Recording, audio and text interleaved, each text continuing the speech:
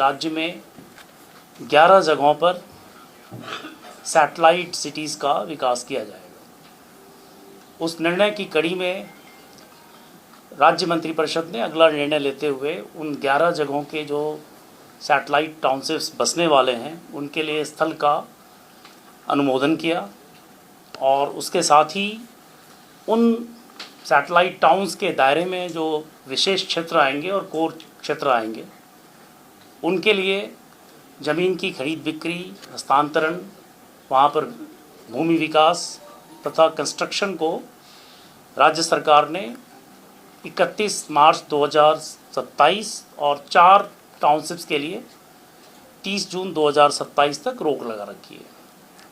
उस कड़ी में कई तरह के प्रश्न लोगों के पास आ रहे हैं।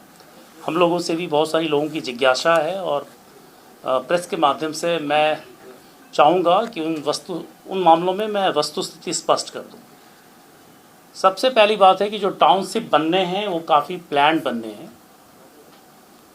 प्लान टाउनशिप का मतलब है कि ना केवल वहाँ पर रेजिडेंशियल और कमर्शियल प्रॉपर्टीज़ होंगी बल्कि एक मुख्य आर्थिक गतिविधि भी केंद्र में होगा, जो 11 टाउनशिप्स हैं। और इसलिए सिर्फ टाउनशिप का विकास ही नहीं होगा, वहाँ पर जो इकॉनमी है उसको एक स्ट्रक्चरल शिफ्ट मिलेगा। जो कृषि आधारित इकॉनमी है उसकी जगह पर वहाँ पर सेकेंडरी और टर्सरी सेक्टर्स के जो जॉब्स हैं उनकी अपॉर्चुनिटीज़ बढ़ेगी। उस क्षेत्र के लोगों के लिए रोज़गार बढ़ेंगे और आमतौर पर जब स्ट्रक्चरल इकोनॉमिक शिफ्ट होता है तो फिर प्रति व्यक्ति आय में भी वृद्धि होती है। दूसरी बड़ी बात है कि हम इस यात्रा में किसी को छोड़ नहीं रहे हैं। तो सबसे पहली कोशिश हमारी होगी कि हर किसान जिसकी ज़मीन टाउनशिप्स के लिए आ रही है उनमें से किसी को भी भूमिहीन नहीं होना पड़े। आमतौर पर जब लैंड एक्विजिशन हम करते हैं तो किसानों की लगभग पूरी ज़मीन चली जाती है और जो वहाँ पर आर्थिक संरचना तैयार होती है उसका सीधे सीधे उनको कोई लाभ मिलता नहीं है और यह शिकायत प्राय रहती है। हम नए टाउनशिप्स का विकास लैंड पूलिंग के माध्यम से मोस्टली करना चाहते हैं। आप जानते हैं कि बिहार में जो BUPD एक्ट है उसके तहत टाउन प्लानिंग स्कीम लागू करने का प्रावधान है। तो टाउन प्लानिंग स्कीम का उसकी मुख्य बातें वो ये हैं कि सबसे पहले हम एक प्रारूप प्रकाशित करेंगे एक टाउन प्लानिंग स्कीम की मैप के साथ और समाचार पत्रों में उसका प्रकाशन होगा और एक पूरा लीगल फ्रेमवर्क है। उस प्रारूप प्रकाशन में हम आपत्तियां भी मांगते हैं और सहमति भी मांगते हैं। मुख्य बात यह है कि जब टाउन प्लानिंग स्कीम में किसान अपनी ज़मीन देंगे तो कम से कम 55% ज़मीन हम उनको वापस करेंगे डेवलप करके। अभी क्या हो रहा है कि जो गांव या शहर बसते हैं बेतरतीब बसते हैं, तो किसी को सड़क मिलती है किसी को नहीं मिलती, कहीं तक बिजली का खंभा जाता कहीं नहीं जाता, कहीं नाली बनती कहीं नहीं बनती है।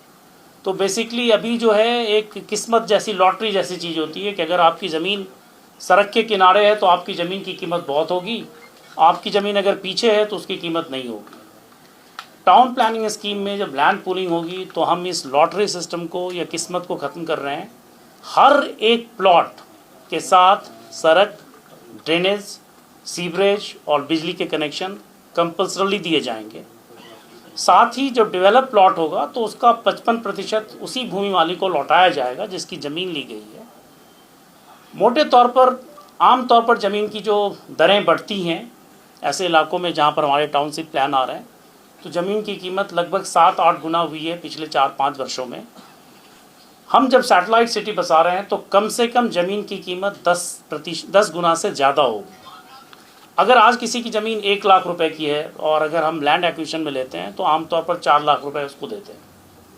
कुछ और भी उनके साथ सुविधाएं हैं बट जो लैंड एक्विजिशन के प्रोसीजर हैं उसके हिसाब से करीब 4 गुना देते हैं, तो 4 लाख रुपए के आसपास उनको हम देते हैं।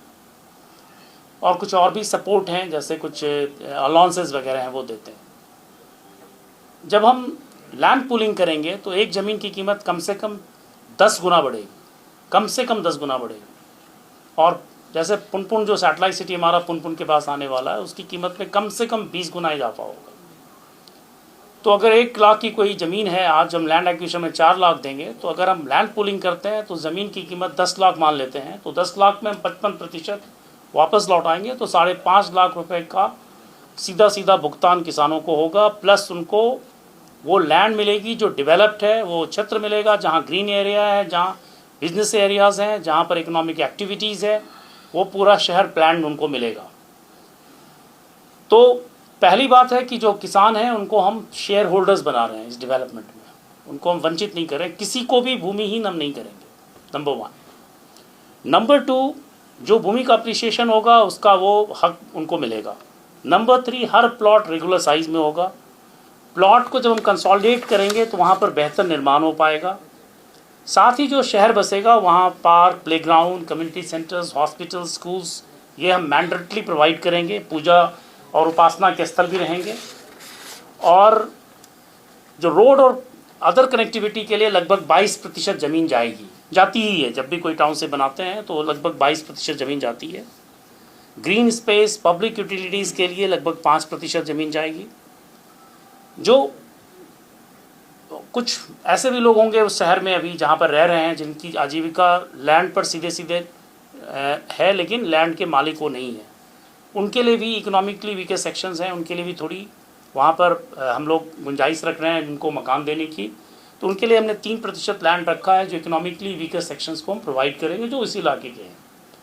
और जो इंफ्रास्ट्रक्चर कॉस्ट हमारा लगेगा, जैसे हम सड़कें बनाएंगे, गलियाँ बनाएंगे, सीवरेज नेटवर्क लगाएंगे, STP लगाएंगे, वाटर ट्रीटमेंट प्लांट लगाएंगे, पानी पीने के पानी की जो व्यवस्था करेंगे, इलेक्ट्रिक ग्रिड हम जो स्थापित करेंगे, तो इसके लिए जो हमारी प्लानिंग अथॉरिटी होगी वो 15% लैंड रखेगी। इस प्रकार 100% लैंड का हिसाब हो रहा है।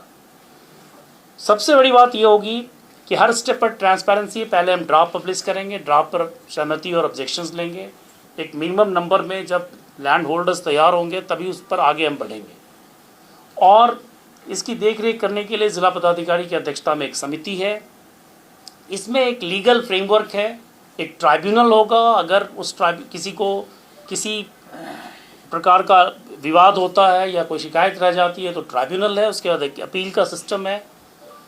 तो ये पूरी की पूरी व्यवस्था लीगल फ्रेमवर्क में। ऐसा नहीं है कि हम कुछ भी करने जा रहे हैं और लोगों को पता नहीं हो। समाचार पत्रों में इसका पूरा प्रकाशन होगा, लैंड का डिटेल, लैंड देने वालों का डिटेल, सब कुछ होगा। जो हम इंफ्रास्ट्रक्चर बनाएंगे उसमें उनका समूह का जो भूमि धारक होंगे उनका समूह हम बनाएंगे और उनके साथ बैठकर हम प्लान करेंगे कि किस तरह से वहाँ पर इंफ्रास्ट्रक्चर डेवलप हो। तो ये बुनियादी तौर पर हमारी लैंड पूलिंग का मॉडल है। दूसरा मॉडल है कि अगर किसी के पास ज़मीन कम हो या लैंड पूलिंग में हमारा साथ नहीं देना चाहते हैं तो वैसी सूरत में हम उनके साथ निगोशिएटेड परचेज करेंगे। उनके साथ आपसी बातचीत से हम बाजार दर पर उनको जो मूल्य है ज़मीन की वो देंगे और प्लस इंसेंटिव में उनको हम लोग TDR देंगे, ट्रांसफ़र ऑफ डेवलपमेंट राइट्स बोलते हैं। उनकी जितनी ज़मीन जाएगी इंफ्रास्ट्रक्चर में या किसी पब्लिक फंक्शन के लिए, उतनी ज़मीन के मूल्य के बराबर उनको हम ट्रांसफ़र ऑफ डेवलपमेंट राइट्स देंगे।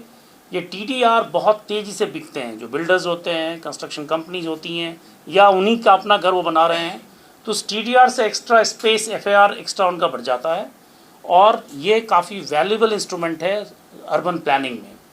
तो हम उनको शेयर जो ट्रेडेबल TDR देंगे, ट्रांसफर डेवलपमेंट राइट्स, ताकि उनको फिर जो भूमि एक्विजिशन में 4 गुना मिलता है उससे ज़्यादा उनको मिले। हमारी कोशिश होगी कि किसी भी भूमि धारक को कम से कम उनकी ज़मीन जो हम ले रहे हैं उसका 5 गुना और भूअर्जन की तुलना में ज़्यादा ये उनको उपलब्ध हो और हमारे पूरे हिस्से में वो साथ रहें। उनका संगठन हमारे साथ रहेगा, किसानों का पूरी व्यवस्था पारदर्शी रहेगी और ये कोलैबोरेटिव एफर्ट है। ऐसा नहीं है कि कोई बुलडोज कर रहे हैं हम लोग, जो कर रहे हैं उस इलाके के लिए कर रहे हैं। उस इलाके में जब प्लान्ड अर्बन ग्रोथ होगा तो वहाँ के जनरेशन्स के लिए उसका फ़ायदा आएगा, उसकी इकॉनमी में ग्रोथ आएगी। और जो प्राइमरी सेक्टर की इकॉनमी है खेती की बेसिकली, सेकेंडरी और tertiary sector, manufacturing, services sector, इसके अलावा राज्य सरकार ने हर 11 टाउनशिप के लिए कुछ ना कुछ सोच रखा है। कहीं पर एयरपोर्ट्स आ रहे हैं, कहीं पर फिल्म सिटी आ रही है, कहीं पर इंडस्ट्रियल पार्क्स आ रहे हैं। तो हर जगह कुछ ना कुछ सोचा हुआ जो उसको एंकर करेगा, जहाँ पर वो इन्वेस्टमेंट आएगा, ये हम उसकी गारंटी देना चाहते हैं। इसलिए उस टाउनशिप के साथ एक मेजर इकोनॉमिक सेंटर हम एंकर कर रहे हैं। तो काफ़ी विस्तार से इस पर काम कर रहे हैं। राज्य सरकार में काफ़ी सोच विचार चल रहा है, काफ़ी एक्सटेंसिव कंसल्टेशन हम लोग कर रहे हैं। इसमें हमारे साथ वर्ल्ड बैंक की टीम है, जो देश के जाने माने विशेषज्ञ हैं, और यूनिवर्सिटीज़ काम कर रही हैं, एकेडमिक्स हैं, प्लस जो स्पेशलिस्ट हैं उनका भी सहयोग हम ले रहे हैं। और आपको बताऊं, कई शहरों में जब भूमि वापस करते हैं डेवलपमेंट के बाद, तो कहीं 25% करते हैं, कहीं 40% करते हैं। हम लोगों ने मिनिमम 55% रखा है, और इसलिए रखा है कि किसी को ये फील नहीं हो कि हमने उसको नुकसान पहुंचाया है। इनफैक्ट मैं बताना चाहता हूं कि अभी जिनके पास ज़मीन है, किसानों के पास, अभी जो हमने फ्रीज लगाई है, राज्य सरकार ने खरीद बिक्री पर रोक लगाई, ये उनके हित में है, ताकि उनकी ज़मीन औने पौने दाम पर कोई खरीदे नहीं, और हमारे लिए डेवलपमेंट मुश्किल हो जाएगा कि जितने ज़्यादा ट्रांसफर्स ट्रांजैक्शंस होंगे हमारे लिए वो डेवलपमेंट मुश्किल होगा। आप जानते हैं कंस्ट्रक्शन शुरू होता है बेतरतीब और कोई प्लानिंग नहीं होती है, फिर वो शहर नरक बन जाता है, और हम लोग इसको अच्छी तरह जानते हैं। तो अब समय आया है कि बिहार में एक ऐसी व्यवस्था हो कि प्लान्ड और बिल्कुल सिस्टमैटिकली हम शहरों का विकास करें। जो टाउनशिप्स में आएँ उनके साथ इकोनॉमिक एंकरिंग हो, ताकि वहाँ रोजगार सृजन हो, और जो आर्थिक अर्थव्यवस्था है वहाँ की, जो स्थानीय अर्थव्यवस्था है, उस अर्थव्यवस्था को बल मिले। तो इस पूरी बुनियादी सोच के साथ ये आई है, और काफ़ी सोच विचार कर हम लोग इसमें कदम बढ़ा रहे हैं। राज्य सरकार की तरफ से मैं आश्वस्त करूँगा कि इसमें पूरी ट्रांसपेरेंसी होगी, फेयरनेस होगा, किसी प्रकार की इंजस्टिस किसी साथ नहीं होगी। हम कुछ भी करेंगे वो लीगली साउंड फ्रेमवर्क में करेंगे। और इसलिए आप देख रहे होंगे कि हम लोगों ने पहले राज्य मंत्रिपरिषद का पहला निर्णय था कि 11 सैटेलाइट सिटीज़ बसाएंगे। उसके बाद हम लोगों ने काफ़ी एक्सटेंसिव रिसर्च के बाद ऐसे एरियाज़ को चुना है जहाँ फ्लड की शिकायत कम से कम हो, खुली हुई जगह उपलब्ध हो, जहाँ पर अभी वहाँ के जो निकटवर्ती शहर हैं वहाँ से जाने में आधे घंटे का टाइम हो। जो राष्ट्रीय बहुत सारी परियोजनाएं आ रही हैं, हाई स्पीड कॉरिडोर्स की, एक्सेस कंट्रोल हाईवेज़ की, एक्सप्रेसवेज की, उसको हम लीवरेज करें। साथ ही जो राज्य सरकार की अपनी योजनाएं हैं उसको भी हम लोग लीवरेज करें, और उसको इस तरह से हम बनाएं कि हर एक सैटेलाइट सिटी के साथ एक मजबूत आर्थिक बुनियाद हो।